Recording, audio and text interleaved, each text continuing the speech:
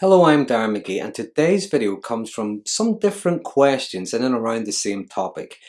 Why do narcissistic people try to make their partners jealous, and is it deliberate? Is there intent there? So in this video, I'm going to be looking at some of the common characteristics and behaviours of narcissism, but I'm also going to be referring to some of the research into jealousy-inducing behaviours from narcissistic people.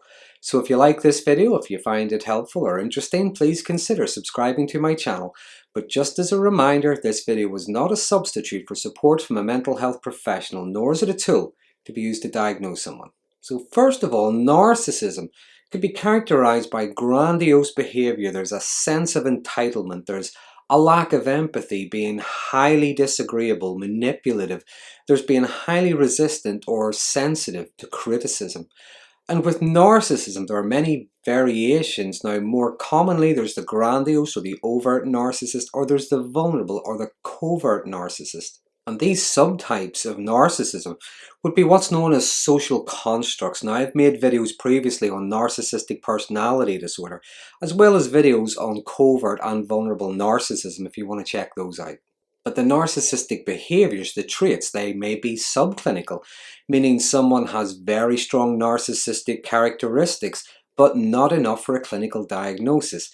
It could also be a component or could be comorbid with another mental health condition or personality disorder. They could be on what's known as the dark triad, which are very strong traits of a combination of psychopathy, narcissism and Machiavellianism, which is the manipulation side of it, but again, not enough for a clinical diagnosis. But one way or another, like most mental health conditions and personality disorders, narcissism can be quite complex and there's many layers to it. And as much as there can be recurring themes and behaviours and characteristics, there can also be exceptions as well. I never think of it as a one-size-fits-all. I tend to think of it like a spectrum. There's many different colours, many different shades, and many different levels of intensity. But when it comes to jealousy, now I think there can be a healthy level of jealousy in a relationship.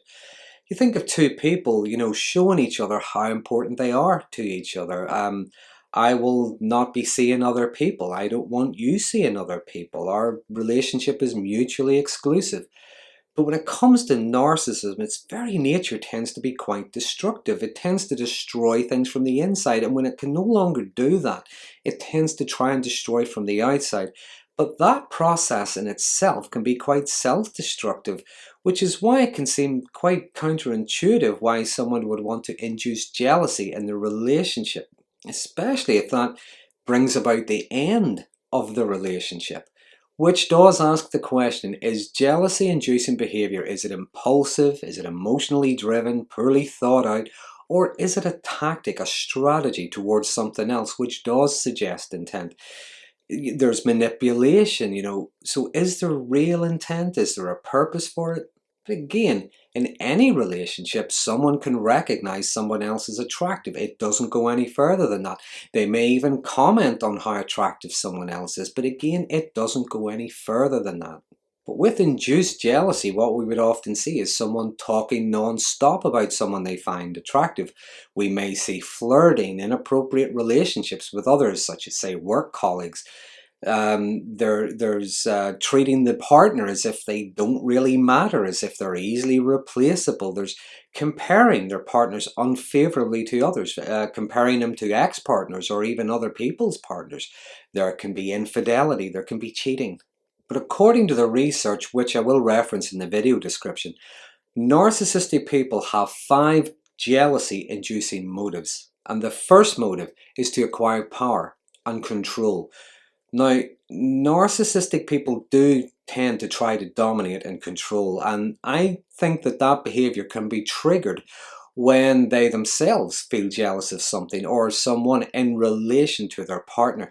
The relationship threatening behaviour that they induce can be to try and re-establish some sense of power base, some kind of status quo. Secondly, there is to exact revenge. Now, this is similar to the first motive. Now, You think about it, narcissistic people are quite easily emotionally wounded and can be quite vindictive. Some of these slights may be real, they may be imagined, they may be completely out of context or out of proportion. For example, if you had a previous relationship, they may continually remind you that their previous relationship was so much better than yours.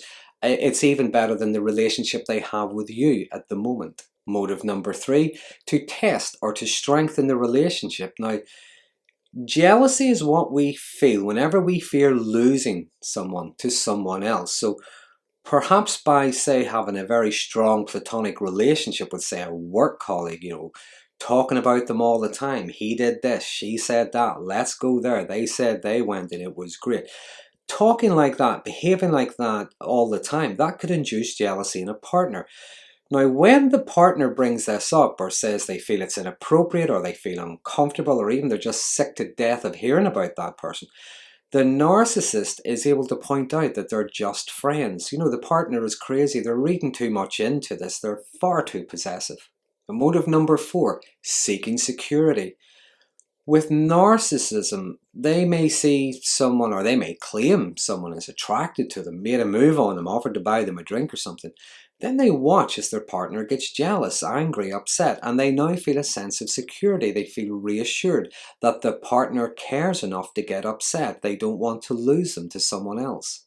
And lastly, the 5th motive, to compensate for low self-esteem. Now, low self-esteem is very common with narcissism. There's an inability to regulate emotion, and this can lead to maladaptive, problematic behaviours. And sometimes I think the belief is that they feel better when they feel better than others. But what we see with these 5 motives are two different categories of jealousy-inducing behaviours. One is offensive, that's the need to control, to dominate, and to seeking revenge. The second category is defensive, the testing, the strengthening the relationship, seeking security, reassurance, and compensating for low self-esteem. Given my current understanding of narcissism, and when I say current understanding, I do think it's always helpful to be open to new information and new research. I think overt or grandiose narcissists would lean more towards the offensive because there's low self-esteem and insecurity, but that is hidden behind arrogance and the need to dominate. So they would be more offensive in nature. That being said, there are always exceptions.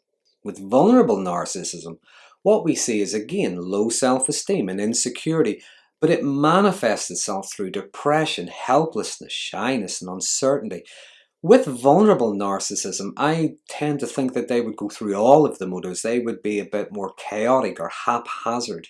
But either way, both categories are manipulative and detrimental to the partner and to the relationship.